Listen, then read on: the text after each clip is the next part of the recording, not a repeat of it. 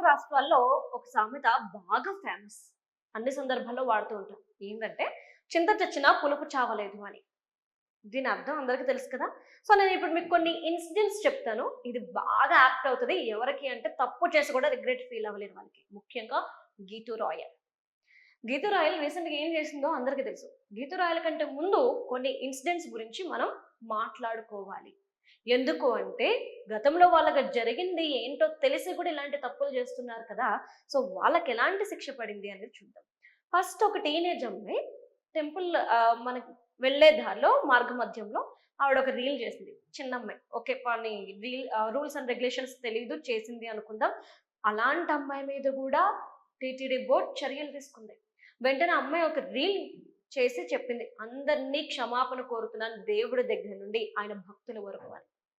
ఆ తర్వాత చూస్తే ఇంకొంతమంది అదే ప్రయత్నం చేశారు, వాళ్ళ మీద శిక్షలు పడ్డాయి. తర్వాత రీసెంట్ గా 100 days ఛాలెంజ్ అని చెప్పేసి కొంతమంది కుర్రాలు స్టార్ట్ చేశారు. వాళ్ళు ఏం చేస్తున్నారు అంటే 1.5 hours లేదా 2 hours లో మొత్తం అలిపిరి దగ్గర నుండి కొండపైకి వరకు వెళ్తున్నారు. సరే వెళ్తూ వాళ్ళు ఒక రీల్ దీన్ని లైవ్ ఇచ్చేసి సోషల్ మీడియాలో నన్ను ఫాలో అవ్వండి మరిన్ని అప్డేట్స్ కోసం అని చెప్పేసి అన్నారు. దీన్ని చూసి చాలా మంది యువకులు ఇదే విధంగా వెళ్తున్నారు. ఇది భక్తితో వెళ్తున్నారు అని అనుకుంటే చాలా పొరపాటు. ఎందుకంటే అలా వెళ్తున్న వాళ్ళలో ఒకరిని భక్తులు ఆపి ఒక ప్రశ్న అడిగారు. ఏమని? అయ్యో మీరు రోజు దేవుడి దర్శనం చేసుకుంటున్నారు, మీ అంత పుణ్యాత్ములు ఇంకొకరు లేరు, ఎంత అదృష్టవంతులు అని చెప్పేసి. అంటే అయ్యయ్యో మీరంత పొగడకండి మమ్మల్ని, మేమేం దేవుడి దర్శనానికి వెళ్ళట్లేదు, రోజు ఇట్లా ఛాలెంజ్ పెట్టారు కదా, మేము ఇలా వెళ్ళి వీడియోలు తీసి అప్లోడ్ చేస్తే మాకు ఫాలోవర్స్ పెరుగుతారు, అందుకోసం ఇట్లా చేస్తున్నాము, మా దగ్గర అంత టైం లేదు, మేము ఆఫీసులకు వెళ్ళాలి అన్నారు. ఇది చూసిన తర్వాత ఒక్కసారిగా అందరికి మైండ్ పోయింది. ఇలాంటి చిల్లర పనుల కోసం మీరు దేవుడి సన్నిధిని వాడుకుంటున్నారా అంటూ అందరూ కూడా రియాక్ట్ అయ్యారు, కాస్త బుద్ధి చెప్పారు. ఈ ఇష్యూ మీద ఇదిగో ఆదిరెడ్డి గారు కూడా రియాక్ట్ అయ్యారు. మరి ఇదిలా ఉంటే ఇప్పుడు సెలబ్రిటీల విషయానికి వచ్చేద్దాం. వీళ్ళంతా సెలబ్రిటీలు అవ్వాలి అని చెప్పేసి చేస్తున్న వాళ్ళు ఇప్పుడు ఆల్రెడీ సెలబ్రిటీలమి అని ఫీల్ అవుతున్న వాళ్ళ విషయాల్లో ఏం జరిగిందో చూద్దాం. సరే మనకి శివజ్యోతి అందరికీ తెలుసు. శివజ్యోతి గారు తిరుమల వెళ్ళి రీల్ చేస్తూ అంటే అక్కడ తన అనుభవాన్ని చెప్పుకుంటూ ప్రసాదం తీసుకుంటుంటే భిక్షగాడు అని చెప్పేసి అంది. రిచ్ భిక్షగాడు, పూర్ భిక్షగాడు అంటే ప్రసాదాన్ని తీసుకునే వాళ్ళు బిచ్చమెత్తుకునేటోళ్ళ. ఇది ఎవరికి తెలీదు, ఇప్పటి వరకు ఎవరు కనిపెట్టలేదు, కేవలం శివజ్యోతి గారు మాత్రమే కనిపెట్టారు. అసలు మైండ్లోకి ఆ బిచ్చగాడు అనే వర్డ్ ఎలా వచ్చింది అనేది ఇక్కడ అనుమానం. దేవుడి సన్నిధికి వెళ్తున్నప్పుడు ఎలా ఉండాలి? మనం భయం భక్తులతో ఉండాలి. మనకి ఏదైనా అవసరం ఉండి లేదంటే ఆయన తప్ప దిక్కెవరు లేదు అన్నప్పుడు మనం ఆయన దగ్గరికి వెళ్ళాలి. లేదు మనం అనుకున్నది అయ్యింది అన్నప్పుడు కృతజ్ఞతా భావంతో ఆయన దగ్గరికి వెళ్ళాలి. ఇదే మన మైండ్లో ఉండాల్సిందే. శివజ్యోతి ఇలా చేసినందుకు ఎంతమంది ఎలా రియాక్ట్ అయ్యారో మన అందరికీ తెలుసు. మొత్తం ఆయన భక్తులందరూ రియాక్ట్ అవడమే కాదు, హిందూ సంఘాలు విరుచుకుపడ్డాయి. దీంతో టీటీడీ బోర్డు కూడా ఆవిడకి తీవ్రమైన వార్నింగ్ ఇచ్చింది. ఇదే గనుక రిపీట్ అయితే మళ్ళీ మళ్ళీ మీరు రావడానికి వీల్లేదు అని క్షమాపణ అందరినీ కోరింది.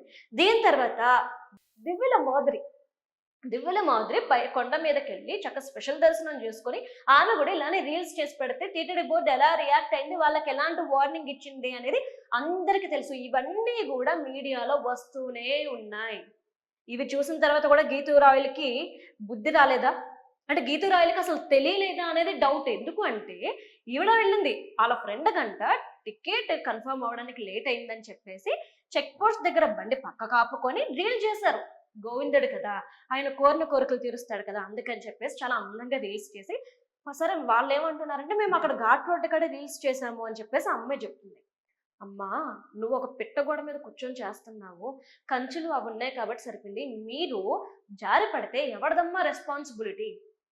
నిన్ను చూసి ఇంకో 10 మంది వెళ్తారు, నిన్ను చూసి నీకు పక్కన 4 ఉన్నారు కాబట్టి నీకు ఏదైనా టక్కన పట్టుకుంటారు, ఇంకొకరు చేయాలని ప్రయత్నిస్తారు. అప్పుడు ఏమవుతుంది?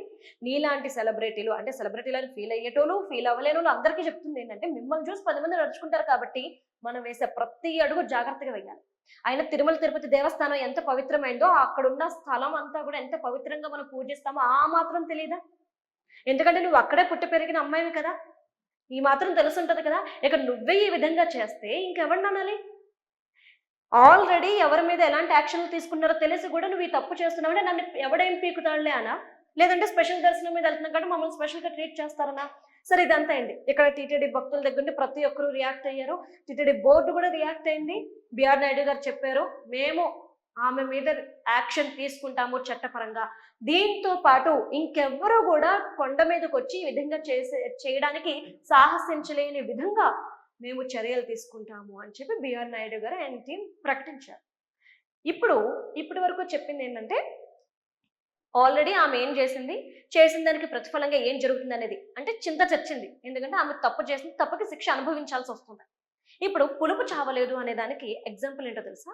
ఆవిడ ఆ తర్వాత రీల్ రిలీజ్ చేశారండి. అందరూ ఏమంటుందంటే, అందరికీ చాలా థ్యాంక్స్, ఇంత చిన్న ఇష్యూని ఇంత పెద్దది చేసి ఇన్ని వీడియోలు చేసినందుకు ఇప్పుడు నా మీద యాక్షన్ తీసుకుంటారంటే మీరంతా సంతోషంగా ఉండండి అని. కాస్తైనా బుద్ధి ఉండాలి. రిగ్రెట్ ఫీల్ అవ్వవా? దేవుడి సన్నిధానంలో నువ్వు చేసిన తప్పుకి నీకు శిక్ష పడుతుంది అంటే నన్ను క్షమించండి అని అడగాల్సింది పోయి, ఆ భగవంతుని నన్ను క్షమించు, నేను రాంగ్ మెసేజ్ అందరికి ఇస్తున్నానని క్షమాపణ కోరాల్సింది పోయి రిగ్రెట్ ఫీల్ అవ్వకుండా అందరూ సంతోషంగా ఉండాలని, ఎవరైతే నువ్వు తప్పు చేశావు అని చెప్తున్నారో, ఇలా చెయ్యకూడదు అని చెప్తున్నారో వాళ్ళ మీద పడి అడగడం, దీన్ని అంటారు పులుపు చావలేదు అని. కరెక్ట్గా యాప్ట్ అయింది కదా గీతూ రాయల్కి. విషయం ఏంటి అంటే కాస్త బుర్ర పెట్టండి. పెద్దవాళ్ళు ఉన్నారు ఇంట్లో, చెప్పండి పిల్లలకి. గుడికి వెళ్ళేటప్పుడు మనం ఎలా వెళ్ళాలి, మన డ్రెస్సింగ్ స్టైల్ దగ్గర నుండి అక్కడ మన ధ్యానం దేని మీద ఉండాలి, అసలు గుడికి ఎందుకు వెళ్తున్నాం, ఎందుకు అంత పవిత్రంగా చూస్తున్నాం అనేది ప్రతి ఒక్కటి పెద్దలు చెప్తే పిల్లలకు తెలుస్తుంది.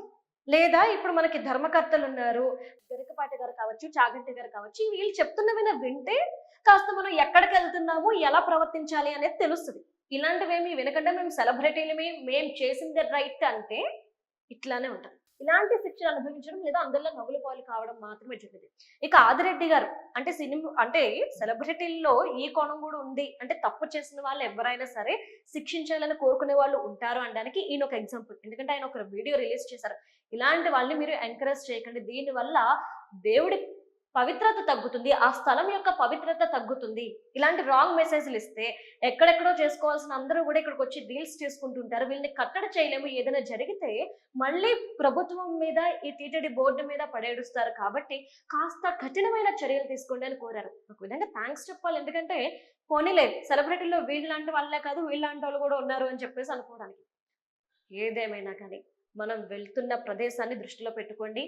దేవుడి దగ్గరికి వెళ్తున్నప్పుడు భక్తి శ్రద్ధలతో వెళ్ళండి. ఇది కేవలం భక్తి శ్రద్ధలతో వెళ్ళడం అనేది మన ఆరోగ్యానికి మంచి చేస్తుంది.